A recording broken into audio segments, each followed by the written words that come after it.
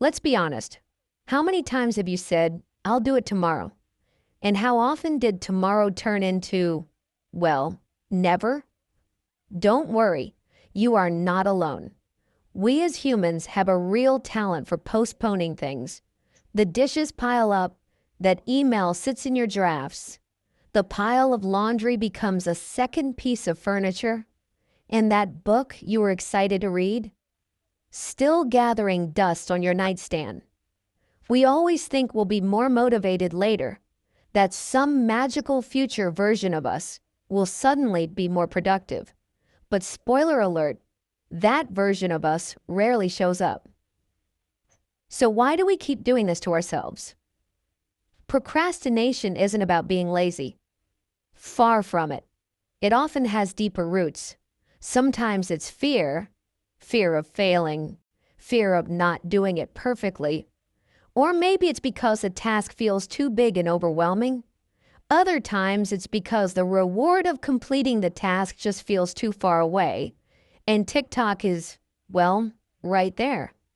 We also tend to overestimate how much time we have in the future and underestimate how much effort a task actually takes. Our brains are wired to seek comfort, and comfort is not found in scrubbing the bathroom floor or writing a 10-page paper.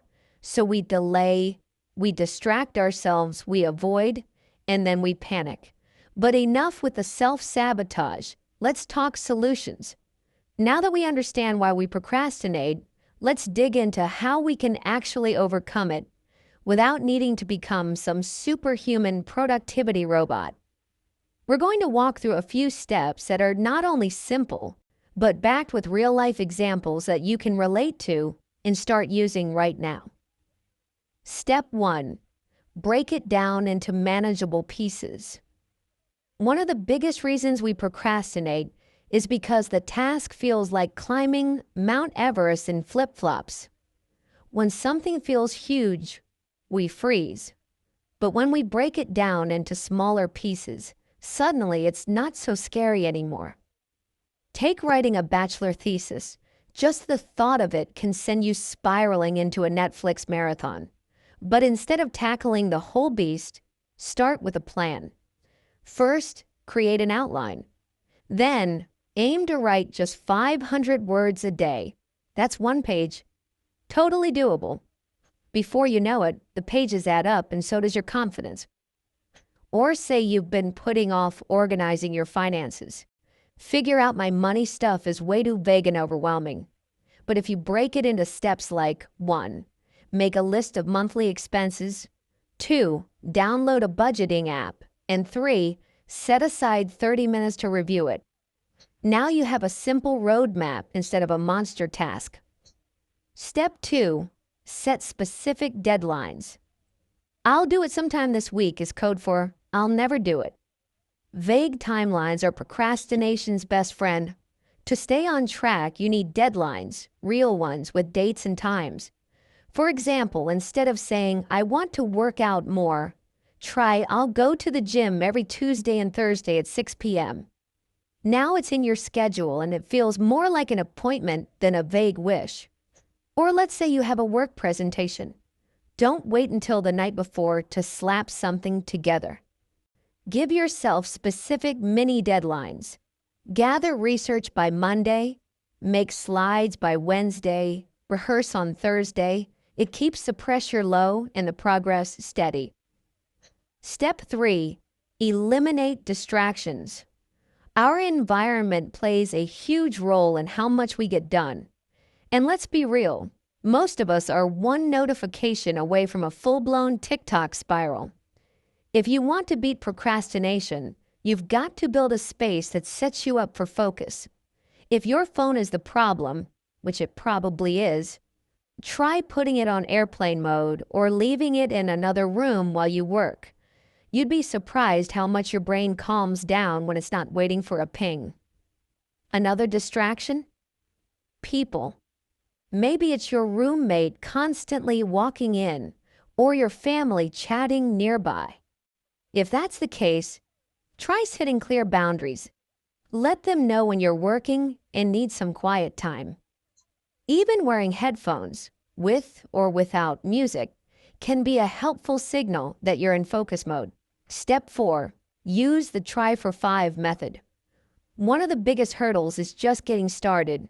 That first step feels like trying to lift a car with your bare hands. But here's a trick. Tell yourself you only have to do the task for 5 minutes. That's it. Let's say you've been putting off studying for an exam. Set a timer for 5 minutes. Tell yourself you'll stop after that. Most of the time, once you start, you'll keep going. Getting started builds momentum. Same goes for boring adult stuff, like laundry. Hate folding clothes? Try doing just one basket for 5 minutes. Often, once you're in motion, your brain goes, well, I've started, might as well keep going. And boom, laundry mountain is conquered. Bonus tip. Reward yourself. Let's face it, we all like a little something to look forward to. Creating rewards helps train your brain to associate finishing tasks with pleasure, not pain. So say you finally finished your to-do list for the day. Celebrate. Watch an episode of your favorite show, make yourself a fancy coffee, or dance around the living room like a maniac. You earned it. Or let's say you finally made that awkward doctor's appointment you've been putting off. Treat yourself to your favorite pastry afterward. Positive reinforcement works. You're not a dog, but hey, treats are treats. Procrastination isn't some personality flaw. It's just a habit. And the good news? Habits can be changed. It won't happen overnight, but with small, consistent steps, you can train your brain to act instead of avoid. Now it's your turn. What's one task you've been procrastinating on lately? Let me know in the comments. I want to hear it. No judgment. We're in this together. If this video gave you that little nudge you needed, give it a thumbs up, share it with someone who needs it, and hit subscribe so you don't miss more videos like this. And hey, don't save this for later. Watch it now. Act today. Let's beat procrastination one small win at a time.